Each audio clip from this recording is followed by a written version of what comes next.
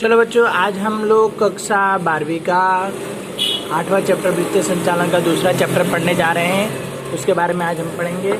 तो वित्तीय संचालन के उद्देश्य कौन कौन से उद्देश्य उसके बारे में देखें। तो वित्तीय संचालन का उद्देश्य मालिक का महत्तम आर्थिक कल्याण का होना चाहिए, मतलब कि आर्थिक रूप से कल्याण हो सके, मतलब पैसे आए। वित्तीय संचालन के वित्तीय साधनों का उपयोग द्वारा मालिकों का आर्थिक वृद्धि का उद्देश्य रखता है, जो कंपनी के अंशधारक और इसके लिए नीचे के दो दृष्टिकोण है। मतलब इसमें क्या होता है कि जो मालिक का है, क्या होता है कि आर्थिक रूप से क्या पैसा बढ़ता रहे, मतलब उनकी कंपनी में वृद्धि होती रहे, पैसा बढ़ता रहे, ठीक है। उसका ये क्या उद्देश्य रख के काम करते हैं। जिसमें दो भागों में डिवाइड किया गया है, जिसमें महत्तम लाभ का उद्देश्य और महत्तम संपत्ति का, मतलब अधिक से अधिक लाभ मिल सके, अधिक से अधिक संपत्ति आ सके, उसके बारे में है। महत्तम लाभ के उद्देश्य के बारे में देखिए तो महत्तम लाभ का अर्थात कंपनी की आय का महत्तम करना, मतलब कंपनी के जो आय है, जो आवक के जो पैसा है वो बढ़ता ही रहे। कंपनी के विनियोग करने वाला अधिकतम डिविडेंड प्राप्त करने के आशा से कंपनी के अंश खरीदते हैं, मतलब कि अधिक से अधिक उनको लाभ मिल सके, इसलिए वो कंपनी के जो अंश होते हैं वो खरीदते हैं। दृष्टिकोण के अनुसार कंपनी को उससे प्राप्त साधनों द्वारा अधिकतम लाभ कमाना चाहिए, जिससे डिविडेंड की नीति लाभ के महत्तमकरण का अधिक होना चाहिए, मतलब कि कंपनी को अधिक से अधिक लाभ कमाना चाहिए, जिस कारण से जो अंशधारक है उसको अधिक से अधिक दे सके। यह सिद्धांत का अधिकतम सूचित करता है कि कंपनी को मात्र लाभदायक प्रोजेक्ट का स्वीकार करना चाहिए और महत्तम लाभ के उद्देश्य द्वारा कंपनी अंश आय में वृद्धि कर सकता है। मतलब कि कंपनी को क्या करना चाहिए कि जिसमें अधिक लाभ मिलता हो, अधिक आय मिलती हो, ऐसे क्या प्रोजेक्टों को स्वीकार करके उस पर काम करना चाहिए जिसमें पैसा मिलता हो, जिससे क्या अंशधारकों को हम रिटर्न दे सकें। अब देखिए महत्तम संपत्ति का उद्देश्य के बारे में। तो अधिकतम संपत्ति का उद्देश्य शुद्ध वर्तमान मूल्य पे होता है, नेट प्रेजेंट वैल्यू, ठीक है, इसके रूप में जाना जाता है। मतलब शुद्ध जो अभी का वैल्यू जो मूल्य है उसको क्या गिना जाता है।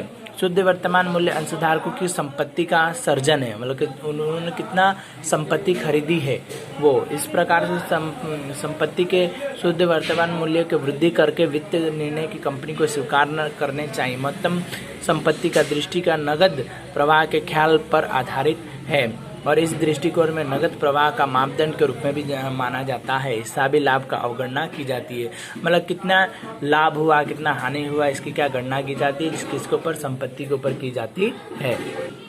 आगे देखें तो संपत्ति के वर्तमान मूल्य आवश्यक पूंजी विनियोग के बीच का अंतर अर्थात संपत्ति का शुद्ध वर्तमान मूल्य, इसकी मतलब परिभाषा है कि संपत्ति का शुद्ध वर्तमान मूल्य क्या है, उसकी ये परिभाषा दी गई है। अब संपत्ति का शुद्ध वर्तमान मूल्य अगर ज्ञात करना तो उसके लिए सूत्र दिया गया। संपत्ति का वर्तमान मूल्य, उसमें से माइनस कर देंगे संपत्ति का आवश्यक पूंजी का विनियोग, उनको घटाने पे क्या संपत्ति का पूर्ण वर्तमान मूल्य मिलता है। वित्तीय संचालन में ऐसे वित्तीय निर्णय लेने चाहिए जिससे हमें कंपनी की संपत्ति महत्तम बने। यदि कंपनी की द्वारा संपत्ति का महत्तमीकरण किया गया हो तो उसका प्रतिबिंब अंश बाजार में कंपनी के अंश के मूल्य के पर पड़ता है, जिससे अंश बाजार के अंश मूल्य बढ़ जाएंगे, परिणाम स्वरूप अंश की संपत्ति अधिकतम होती है, जिसका अंशधारकों की संपत्ति में वृद्धि होती है। मतलब जितने में अंशधारक है उनकी संपत्तियों में क्या होने वृद्धि होने लगती है। वित्तीय निर्णय लेने के लिए महत्तम संपत्ति के उद्देश्य और उसके संपूर्ण रूप से स्वीकार किया गया है। अधिकतम लाभ की दृष्टि से तुलना में अधिकतम संपत्ति दृष्टि बढ़ जाती है, जिसे प्रोफेसर सोलोमोन महत्तम संपत्ति के तरफदारी करते हैं। मतलब क्या वित्तीय निर्णय जब लेते हैं हम, जब पैसे का कोई निर्णय लेते हैं तो उसका उद्देश्य उचित हो, संपूर्ण रूप से अगर हम उसको स्वीकार करते हैं, लाभ कमाने वाले को स्वीकार करते हैं तो क्या उसका अधिक से अधिक लाभ होता है।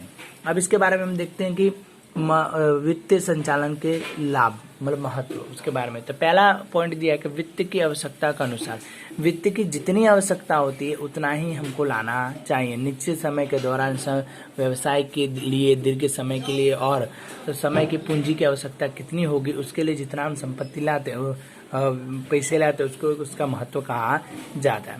द्रव्य प्राप्ति, तो द्रव्य प्राप्ति क्या होता है कि वित्तीय संचालन की पूंजी प्राप्त के लिए वित्तीय व्ययता संचालक के चुनाव को अल्प लागत में पूंजी का मतलब कि कम खर्च में क्या उसको प्राप्त करना। तीसरा आयोजन नियंत्रण, ठीक है, द्रव्य का उपयोग मितव्ययी रूप को हो इसके लिए द्रव्य के आयोजन करना, मतलब कि कम खर्च हो, मतलब कम नुकसान हो, ऐसा आयोजन करना चाहिए। वित्त विवरण मतलब पैसे का क्या अलग अलग बांट देना चाहिए।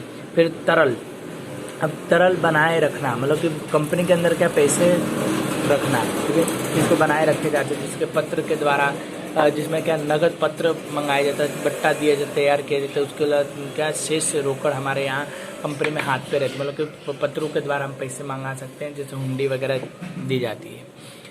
आय का वितरण, लाभ का कितना हिस्सा अंशों के मध्य डिविडेंड के रूप में वितरित और लाभ का कितना भाग व्यवसाय में पूर्ण विनियोग किया, मतलब कि डिविडेंड के मध्य मतलब कि कितना पैसा तुमने लगाया है और कितना पैसा तुम्हारे पास बढ़ा है उसका हिसाब रखना चाहिए। चालू संपत्ति का संचालन, चालू संपत्ति में नगद, देनदार, मालिक, विक्रय, जमीनगिरी, शेष समावेश आदि चालू संपत्तियों में क्या गिने जाते हैं। आगे वित्तीय निर्णय, मतलब वित्तीय का निर्णय लेना चाहिए कि कहाँ कितना पैसा हमको खर्च करना है, कितना लाभ हुआ, कितना हानि हुआ, उसको कहाँ किस प्रकार से खर्च करना है, उसके लिए इसके किए जाते हैं। व्यवसाय की शाखा में वृद्धि, मतलब व्यवसाय की जो शाखा है, मतलब कि जो जितने भी ब्रांचेस उसको बढ़ाने चाहिए जिससे अधिक से अधिक क्या लाभ मिलते हैं। आज के लिए इतना ही, कल आगे हम लेक्चर पढ़ेंगे।